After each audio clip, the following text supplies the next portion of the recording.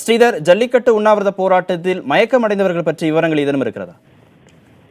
கார்த்திகேயன், கடலூர் மாவட்டம் முழுவதும் கிட்டத்தட்ட 100 இடங்களில் போராட்டம் என்பது தொடர்ந்து நடைபெற்று. குறிப்பாக கடலூர் பழைய மாவட்ட ஆட்சியர் அலுவலகம் அருகே 7 மாணவர்கள் கடந்த 3 நாட்களாக ஜல்லிக்கட்டு ஆதரவாக காலைவரற்ற உண்ணாவிரதத்தில் ஈடுபட்டு வருகிறார்கள். அவர்களுக்கு ஆதரவாக நேற்று மட்டும் கிட்டத்தட்ட 15,000 மாணவர்கள் ஒருங்கிணைந்தார்கள். நேற்று முன்தினம் 10,000, இன்று அதே போல் ஆயிரக்கணக்கான மாணவர்கள் உண்ணாவிரதத்துக்கு ஆதரவாக அந்த பகுதியில் சூழ்ந்திருக்கிறார்கள். மாவட்டம் முழுவதும் போராட்டம் என்பது அதிகரித்து வந்த நிலையில் இந்த 3 மாணவர்கள் நிலைமை தற்போது சற்று உடல்நிலை பாதிக்கப்பட்டு அவர்களுக்கு உடனடியாக சம்பவ இடத்திலேயே 108 வர வைக்கப்பட்டு அவர்கள் தற்போது சிகிச்சை அளிக்கிறார்கள். ஆனால் நாங்கள் எக்காரணம் கொண்டும் காலவரற்ற உண்ணாவிரதத்தை கைவிட மாட்டோம். குறிப்பாக அரசு என்பது ஒரு நம்பிக்கையூட்டமான பதிலை கூறியிருந்தாலும் அது செயல் வடிவம்படுத்த வேண்டும். குறிப்பாக மதுரை பகுதியில் அலங்காநல்லூரில் உடனடியாக இந்த ஜல்லிக்கட்டை நடத்த வேண்டும். ஜல்லிக்கட்டு நடத்தும் முறை தங்களுடைய போராட்டத்தை கைவிட மாட்டோம். அரசு அறிவிப்பு எங்கள் நம்பிக்கை இல்லை. காரணம், கடந்த 3 ஆண்டுகளாக இதே பதிலை தான் நடத்துகிறோம் என்று சொல்லியிருக்கார்கள். அதனால்தான் எங்கள் நம்பிக்கையற்ற ஒரு சூழல் உள்ளது. எனவே நாங்கள் எக்காரணம் கொண்டும் காலைவரற்ற உண்ணாவிரதத்தை கைவிட மாட்டோம். அந்த 7 மாணவர்களும் அதே இடத்தில் படுத்திருக்கார்கள்.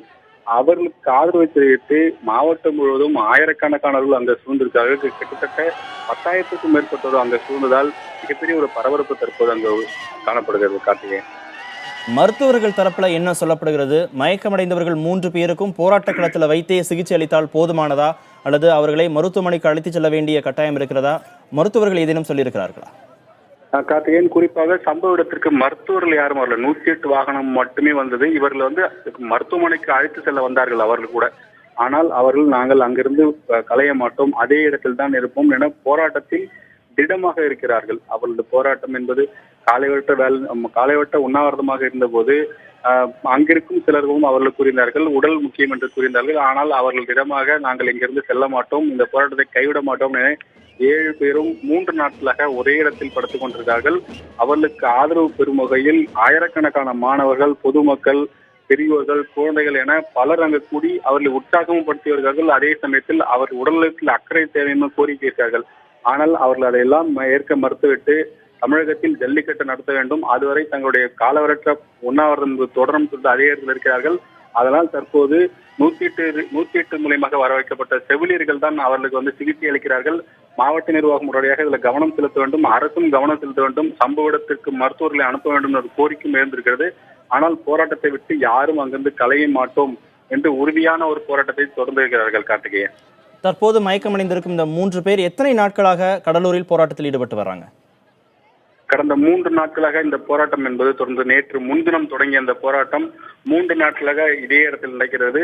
ஆனால் அதே பகுதியில் ஆயிரக்கணக்கானவர்கள் கூடுகிறார்கள்.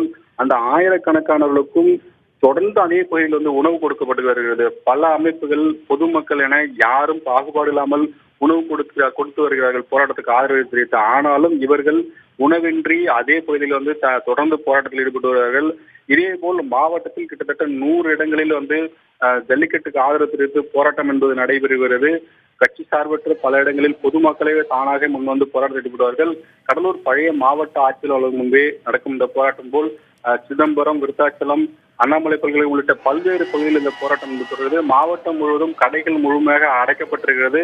பெரும்பாலான இடங்களில் பேருந்துகள் இயக்கப்படவில்லை, ஆட்டோக்கள் ஓடவில்லை. பொதுமக்கள் வீட்டை விட்டு வெளியேறினாலும் அவர்கள் போராட்டம் எங்கு நடக்குதோ அந்த இடத்தில் தான் கூட்டமாக இருக்கிறார்கள். தவிர சாலையில் வெறிச்சோடி காணப்படுகிறது. தொடர்ந்து ஜல்லிக்கட்டு ஆதரவு என்பது தொடர்ந்து பெரிய அளவில் இங்கே எழுச்சியாக போய் கொண்டிருக்கிறது. அது மட்டும் இல்லாமல் பெட்ரோல் பங்க், உணவகங்கள் என மெடிக்கல் என அத்தியாவசிய தேவையான அனைத்துமே மூடப்பட்டது. கடலூர் மாவட்டம் ஒரு மயானம் போல் காட்சியளிக்கிறது. கார்த்திகேயன், போராட்டத்தில் ஈடுபட்டிருக்கும் இந்த 3 பேர் உடல்நலம் குன்றி தற்போது மயக்கமடைந்திருக்கிறார்கள். உண்ணாவிரதத்தை கைவிட போராட்டத்தில் ஈடுபட்டிருக்கும் சக மக்கள், மனிதர்கள் இவர்களை வலியுறுத்தி இருக்கிறார்களா, வற்புறுத்தி இருக்கிறார்களா? கார்த்திகேயன், கட்டாயமாக அவர்கள் கடந்த 3 நாட்களாக ஒரே இடத்தில் தான் படுத்துக் கொண்டிருக்கிறார்கள். அவர்கள் ஆரம்பத்தில் அந்த போராட்டம், இன்னும் சொல்ல போனால் யாருமே அவர்கள் நாங்கள் தான் இந்த போராட்டத்தை முன்னெடுத்து செல்கிறோம் என்ற இந்த 3 பேரை கூட அவர்கள் சொல்ல மறுத்துவிட்டார்கள். எங்கள் பெயர் வேண்டாம், போராட்ட களம் மட்டும் சொல்லுங்கள் என்று மட்டுமே கூறுகிறார்கள். எங்கள் பெயரை யாரும் தெரிவிக்க வேண்டாம்.